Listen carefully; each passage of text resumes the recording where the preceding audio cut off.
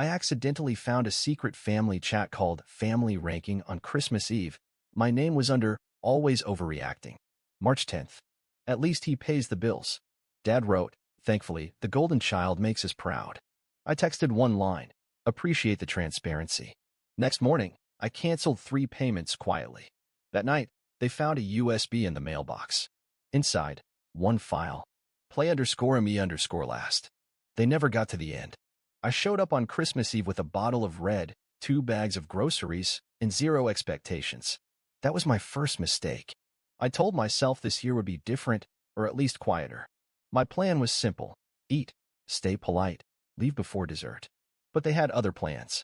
It started with my sister handing me her phone to show a photo of her new puppy. She forgot to close her apps. When I tapped the home button, a group chat opened. Family Ranking. I didn't even mean to look. It was just there. Mom had written, still think he overreacts. March 10th. At least he pays the bills. Dad followed with, thankfully, the golden child makes us proud. I stared at the screen for 5 seconds. Long enough to stop pretending I misunderstood this family. Long enough to feel something settle, not rage, not sadness. Just finality. I handed the phone back without a word. Walked down the hall. Opened my banking app and canceled 3 payments. Mortgage buffer, streaming bundle, electricity top-off. Gone. Then I texted one line into the group chat. Appreciate the transparency. That was it. No scene. No shout. Just exit. They didn't see it coming. Probably thought I'd sulk for an hour and come back in time for presents. But by then I was already driving home through black ice and backlogged traffic, wondering how many years I had mistaken tolerance for love. Because this wasn't new. Not really. I remembered when I funded their anniversary dinner, $7,500 gone in one night. And they laughed when my brother toasted to the ones who really matter. I remembered being bumped from Christmas dinner last year because the neighbor was alone this year. I remembered being told I should make myself useful when $9,800 hit my card for my sister's wedding. And through it all, I stayed. Quiet. Helpful. Reliable. I thought if I just did more, gave more, earned more, eventually I'd be worth more. But the group chat made it plain. My value was transactional, not personal. I was a feature, a wallet, a backup. So I backed out. Next morning, I mailed them a USB. No return label. Just one file inside, play_me_last. It was a recording. My screen. Logging into systems they didn't know I owned. Removing access. Terminating licenses.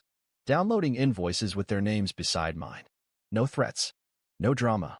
Just logs. They opened it that night, but they didn't finish. I saw the analytics. They stopped 3 minutes in, right after I said, you thought I was the infrastructure.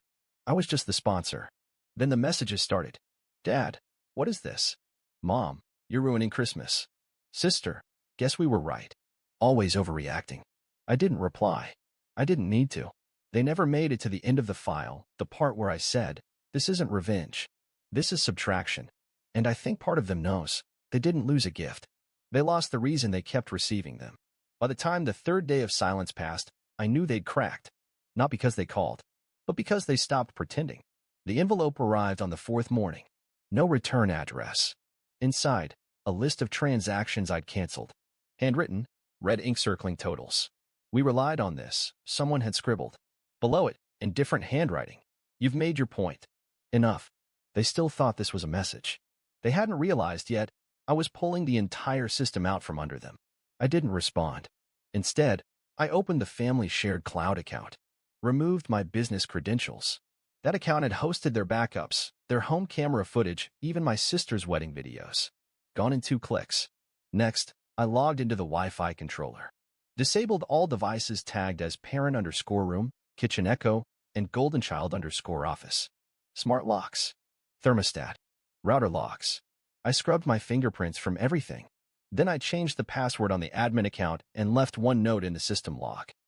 Access removed. Consult your favorite child. At 9:17 p.m., the real explosion hit. My phone lit up. Group thread. Screenshot attached. A folder. The folder was titled Backbone. And it was mine. They'd apparently found it on an old shared drive I forgot to lock down. Inside were receipts, wire transfers, contracts, a full archive of every dollar I funneled into this family over the last 7 years. And beside it, a spreadsheet. with tabs labeled by name. Every favor, every payment, every bailout, itemized. I had made it to keep track. They thought it was a weapon, and maybe now it was. Mom, how long have you been keeping score? Dad, this is disgusting. What kind of son does this? Sister, you really think you're better than us? I stared at the screen. Then I hit reply all. You kept receipts. I kept records. Only difference is, mine came with 0 thank yous. I watched them type and delete for 10 minutes. Then the bomb dropped. Dad messaged me directly. Not the group. You've embarrassed us enough. But know this. If you ever share this, we'll take action to stop you. That line. That was the shift. Because for the first time, they said it out loud. This wasn't about family. It was about control. So I opened a new email window, attached the entire folder, addressed it to my lawyer. Subject line, backup plan, just in case. Then I did one final thing. I uploaded the full family ranking chat transcript, including timestamps, into a PDF, and titled it Legacy. I haven't sent it. Not yet. But now it's sitting in 5 separate drives. All encrypted. All pre-scheduled for release if anything, and I mean anything, ever happens to me, my accounts, or the last remaining property I bought under their name. Let them wonder. Let them sweat. They wanted to rank me? Let's see how they survive without their foundation. I didn't reply to any messages. I sat alone in my apartment, the streetlights flickering through dusty blinds.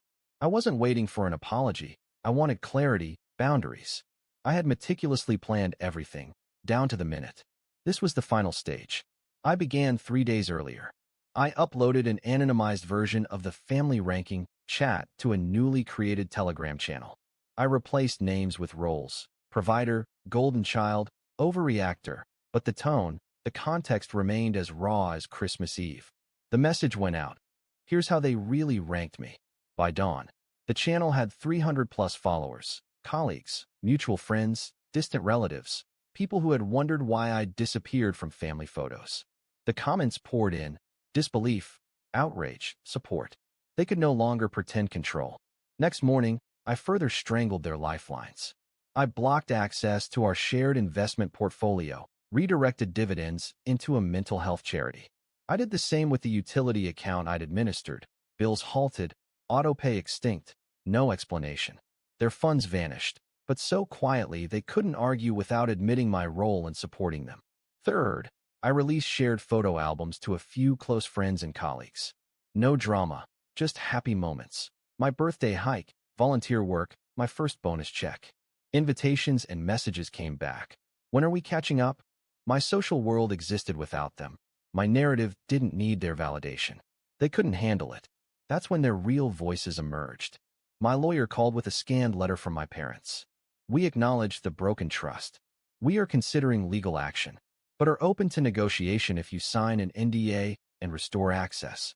Their demand, silence and control in exchange for my concessions. I knew it was hollow. When had blood ever mattered more than dollars to them? I drafted my reply. Trust was broken long before any financial move. When was the last time you saw me as me, and not your ATM? My terms are simple, an official acknowledgement, once, in writing, that I mattered, emotionally, not transactionally. Then we can talk. That evening, I recorded a voice message. I was your safety net. You even called me silent, but reliable. Now I'm just reliable, to me. If you want me back, start with gratitude, in writing. Then proof, not threats. I didn't hit send. 2 days later, I got the unexpected twist. I received a Skype message from my sister, not in the family chat, not through parents, but directly. Remember Mom's secret account? We found it. My heart stuttered. She said they had discovered a hidden trust account set up by our mother decades ago, intended for her kids' education, untouched until now.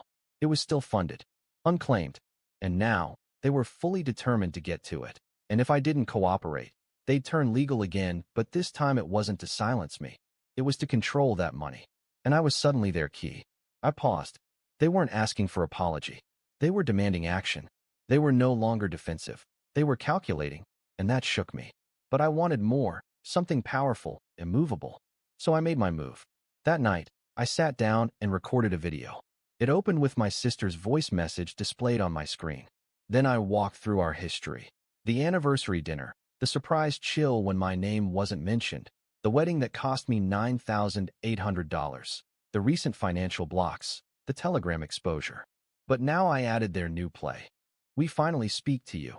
But only for money. Trust fund locked until you play along. I ended the video with these words. I see you.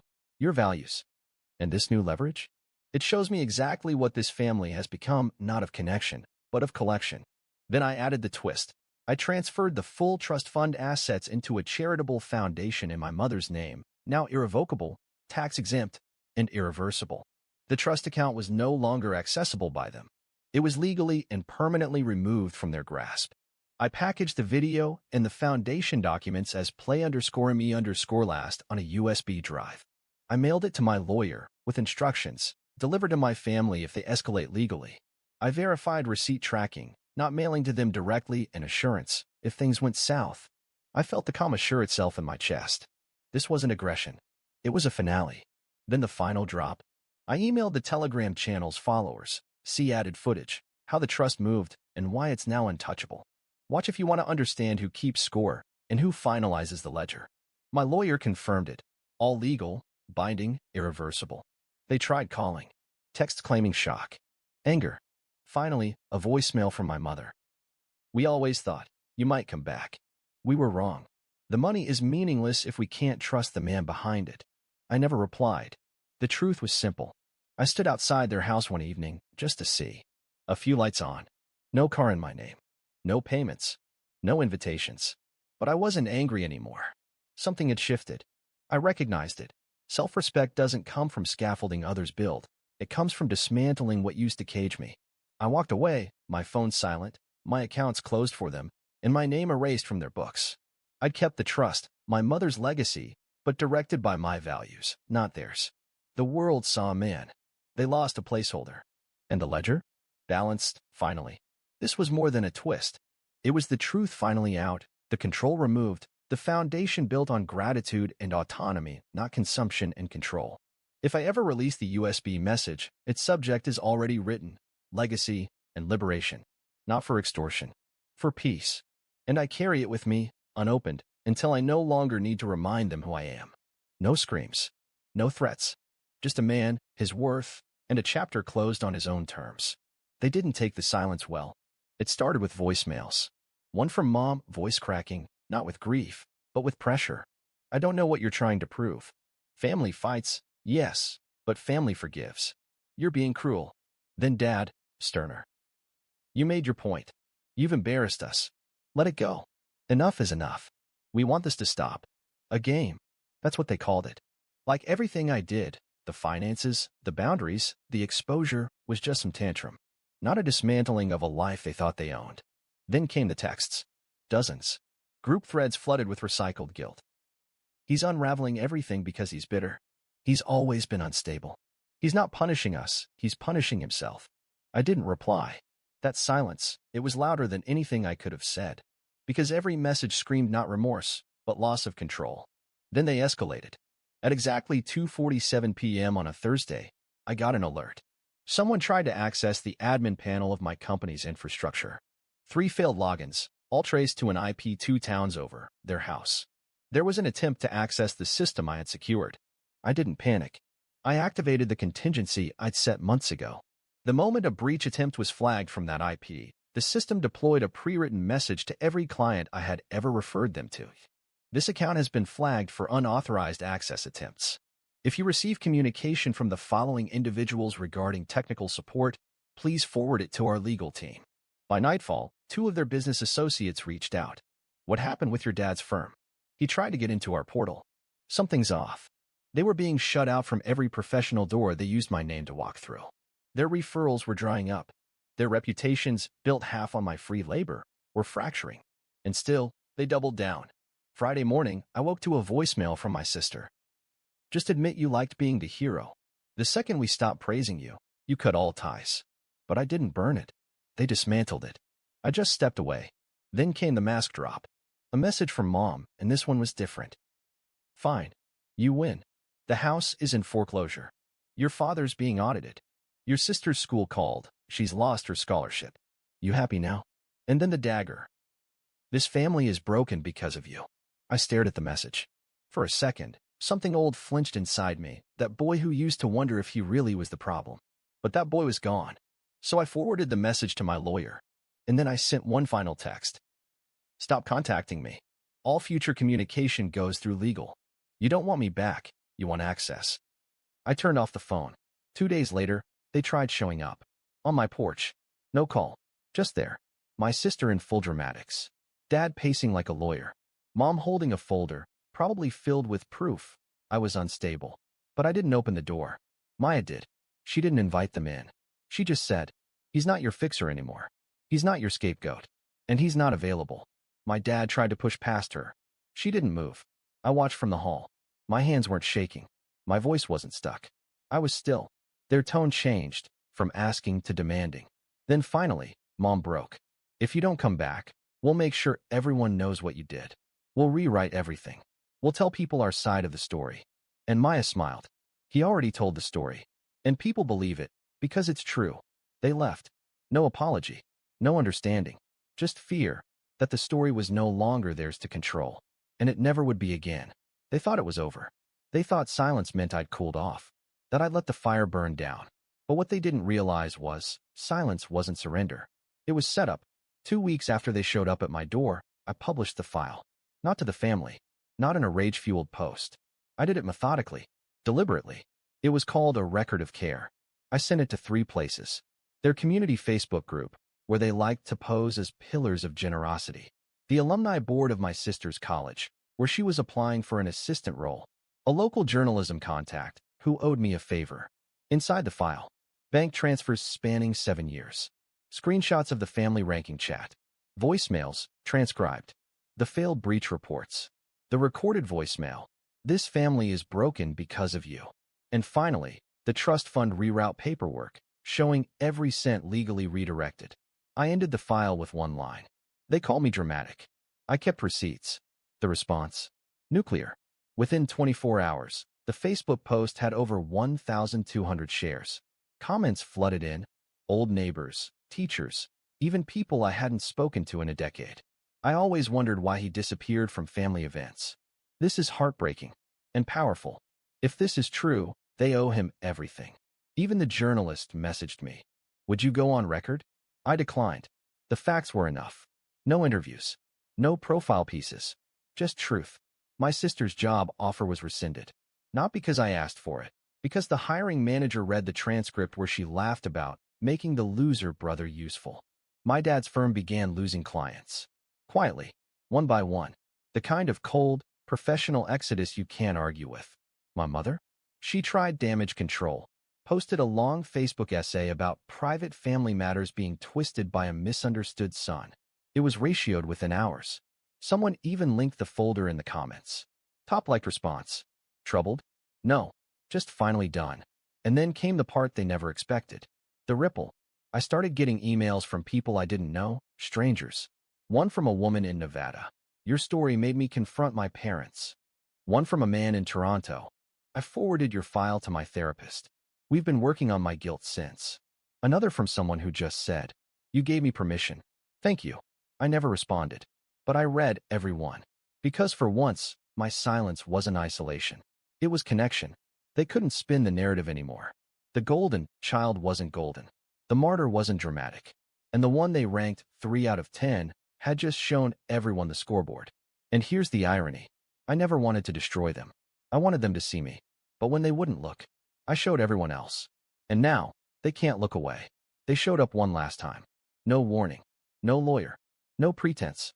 Just 3 people on my front step. Mom in a long coat like she was going to church. Dad in that same blazer he wore to court. And my sister gripping her phone like it could protect her from the truth. I didn't open the door right away. I stood behind it. Watched them through the peephole. They didn't knock. They just stood there, still, rehearsed, waiting for a signal that I'd return to form. That maybe, after all the fallout, I'd finally let them speak. I did. Maya answered instead. She opened the door, stepped aside, but said nothing. They took that as permission. It wasn't. They filed in quietly, like mourners at a funeral. Only they didn't know. It was their relevance being buried. My dad cleared his throat first. Like always. We made mistakes. But families move through that. He looked at me like he expected a handshake. I just stared. Mom followed. You hurt us. But we understand. We know now how much you did, how much we depended on you. Then she added, carefully, we'd like to rebuild, but we need to do it as a family, not with the world watching. There it was. They didn't want peace. They wanted secrecy. They didn't come to apologize. They came to recontain me. I said nothing. So my sister spoke. And she snapped. You destroyed everything. You humiliated us. Why? Just because we didn't say thank you enough? I almost laughed. Instead, I walked to the kitchen drawer, pulled out a printed sheet, and laid it on the table. No words. Just text in 16-point font. You didn't lose the dinner. You lost me. I turned it toward them. Watched them read it. My mom looked like she might cry. My dad turned pale. My sister scoffed. So that's it. You're cutting us off forever? Over this. I finally spoke. First time in months. Not over this. Over 20 years of being convenient, quiet, and erased. You said you didn't need me. I believed you. They didn't move. Didn't argue. Because they knew now, they weren't talking to the fixer. They were talking to the exit wound. I walked to the door. Held it open. Not angrily. Not even coldly. Just done. They left. No hugs. No fake lines. No, we'll talk again. And as they stepped off the porch, I said the last line they'd ever hear from me. Legacy isn't what you build. It's what survives when you're gone. Mine. Still standing. Door closed. Silence returned. And for the first time, it wasn't punishment. It was peace.